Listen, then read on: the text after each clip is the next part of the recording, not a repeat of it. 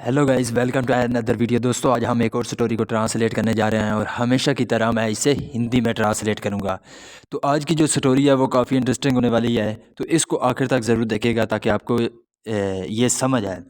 तो इस वीडियो में आपको वर्ड बाय वर्ड मीनिंग मिलेंगे और साथ में जो है ग्रामर के जो पोर्शन है उसको भी कवर करेंगे। तो वीडियो आखिर तक ज़रूर देखिएगा। चैनल पर पहली बार आए हैं तो चैनल को ज़रूर सब्सक्राइब कीजिएगा ताकि इसी तरह की आने वाली वीडियो आप तक पहुंचती रहे। तो वीडियो शुरू करते हैं। वीडियो का जो टाइटल है वो है द 10th मैन। 10th यानी कि 10वां, मैन आदमी को कहते हैं। तो इसका क्या मतलब हुआ? द 10th मैन, 10वां आदमी। तो ये था हमारा टाइटल। इसको डिटेल में पढ़ते हैं। Sohan was an educated but unemployed man. Sohan was an educated. Educated का मतलब होता है पढ़ा लिखा। तो सोहन एक पढ़ा लिखा था बट लेकिन अनएम्प्लॉयड मैन। अनएम्प्लॉयड का मतलब होता है बेरोजगार, और बेरोजगार आदमी था। He wanted to do some work. He wanted वो चाहता था। सेकेंड फॉर्म है वांट की। वांट का मतलब होता है चाहना, तो सेकेंड फॉर्म है, सिंपल पास्ट का यूज़ किया गया है। दोस्तों, मोस्टली जो हमारी स्टोरीज होती हैं वो क्या होती हैं? सिंपल पास्ट में होती हैं, इसलिए सेकेंड फॉर्म का यूज़ किया जाता है। तो ही वॉन्टेड वो चाहता था, टू डू करना, सम वर्क यानी कि कुछ काम, वो कुछ काम करना चाहता था। इसलिए यहाँ पे जो सो है इसका मतलब है इसलिए। इसलिए वन डे, एक दिन, ही डिसाइडेड, उसने फैसला किया। डिसाइड का मतलब होता है फैसला करना, सेकंड फॉर्म है। तो उसने फैसला किया टू वेट, इंतज़ार करने का, फॉर द किंग, राजा का, at the palace gate. Palace का मतलब होता है महल, और गेट कहते हैं यानी कि दरवाज़ा जो गेट होता है। तो इसका क्या मतलब हुआ पैलेस गेट का? कि महल का गेट।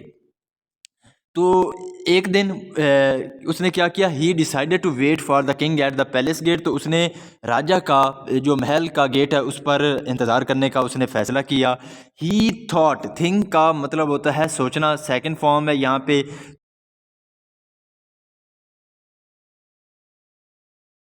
तो उसने सोचा डैट के ही वुड टॉक, वो क्या करेगा? टॉक, बात करेगा, टू हिम, उससे यानी कि राजा से, अबाउट द जॉब, जॉब के बारे में यानी कि मुलाजमत के बारे में। इसलिए नेक्स्ट डे, अगले दिन, सोहन वॉज स्टैंडिंग। तो सोहन जो था वो क्या था? वॉज स्टैंडिंग, खड़ा था। यहाँ पे वॉज के साथ वर्ब की फोर्थ फॉर्म है, सिंपल पास का पास्ट कंटिन्यूअस टेंस का इस्तेमाल किया गया है। तो वो खड़ा था आउटसाइड यानी कि बाहर, द पैलेस गेट। तो जो पैलेस गेट यानी कि जो महल का गेट था उसके बाहर सोहन जो है वो खड़ा था अगले दिन। एंड वेटिंग, और इंतज़ार कर रहा था, फॉर द किंग, राजा का। यानी कि अगले दिन जो है वो सोहन जो महल का गेट था उसके बाहर खड़ा था और राजा का इंतज़ार कर रहा था। To pass his time, to pass यानी कि गुजारने के लिए, हिज टाइम अपना वक्त। He started counting the people. He started, उसने शुरू कर दिया। काउंटिंग, काउंटिंग का मतलब होता है गिनना, शुमार करना। तो उसने गिनना शुरू कर दिया, द पीपल यानी कि लोगों को। Who went in through the gate. Who went in through यानी कि जो कि गुजर रहे थे, द गेट, गेट में से, यानी कि जो आदमी जो पैलेस गेट में से गुजर रहे थे, जो है ही वो उसको गिन रहा था।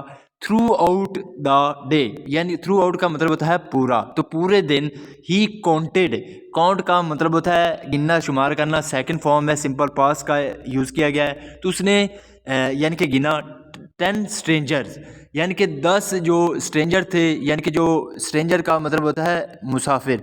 तो जो मुसाफिर थे यानी कि गोइंग इन, तो वो अंदर जा रहे थे, यानी कि जो अंदर गए थे उनको उसने गिना कि वो 10 लोग थे।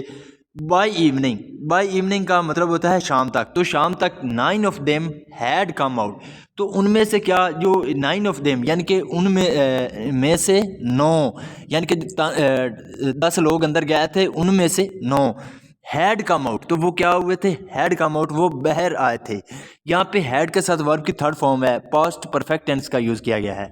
तो उसने क्या किया? शाम तक उसने देखा कि जो 10 में से 9 लोग जो थे वो बाहर आए थे।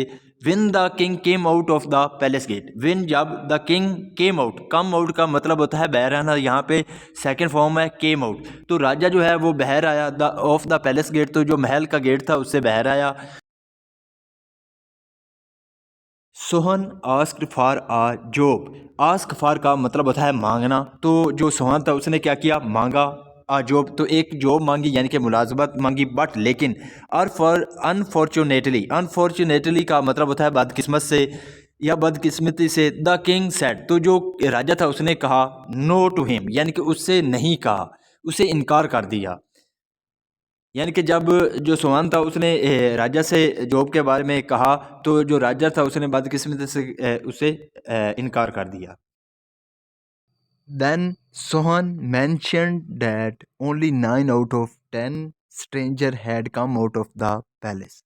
then का मतलब होता है फिर। सोहन मेंशन का मतलब होता है जिक्र करना, बताना। तो सेकंड फॉर्म है, सिंपल पास्ट टेंस का इस्तेमाल किया गया है। तो जो सोहन था उसने क्या किया, जिक्र किया, बताया डैट के ओनली 9 ऑफ 10, यानी कि सिर्फ 9 ऑफ 10 यानी कि 10 में से 9 स्ट्रेंजर, यानी कि जो स्ट्रेंजर हैं वो क्या हुए हैं, हैड कम आउट, तो वो बाहर आए हैं, ऑफ द पैलेस, तो महल से। एट वंस का मतलब होता है अचानक। तो जो राजा था, किंग यानी कि राजा था, ऑर्डर, उसने हुक्म दिया, हिज सोल्जर, अपने सिपाहियों को, टू सर्च फॉर का मतलब होता है तलाशी लेना, तो तलाशी लेने की, द मैन यानी कि उस आदमी को, यानी कि अचानक जो राजा था उसने अपने सिपाहियों को उस आदमी को तलाश करने के लिए हुक्म दिया। द मैन वॉज फाउंड, तो जो आदमी था उसको क्या किया गया, फाउंड, पाया गया, हाइडिंग यानी कि छुपते हुए, इन द किंग्स चैम्बर, तो जो राजा की, यहाँ पे अपोस्ट्रोफी एस है जो कि का मतलब देता है। तो जो राजा की चैम्बर थी उसके, यानी कि उसमें यानी कि छुपते हुए उसको पाया गया। He was an enemy spy, तो वो क्या था, ही वॉज एन एनिमी, तो वो दुश्मन का क्या था, सिपाही। सिपाही का मतलब होता है जासूस, तो वो एक यानी कि दुश्मन जासूस था।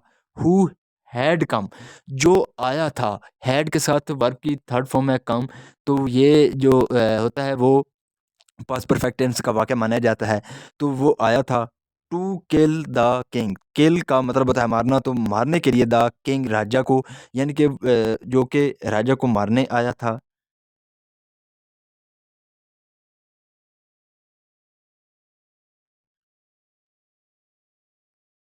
The king was very happy with Sohan, the king यानी कि जो राजा था वॉज वेरी हैप्पी, तो वो क्या था, खुश था, किसके साथ, विद सोहन, सोहन के साथ। एंड मेक का मतलब होता है बनाना, तो सेकंड फॉर्म है मेड, तो उसने मेड हिम, उसे बना लिया, हिज ओन बॉडीगार्ड, तो अपना जो है बॉडीगार्ड बना लिया। So this is the video guys, अगर आपको पसंद आई हो तो इस वीडियो को लाइक कर दें, चैनल को सब्सक्राइब कर दें, ताकि इसी तरह की आने वाली वीडियो आप तक पहुंचती रहे। Have a nice day, good bye.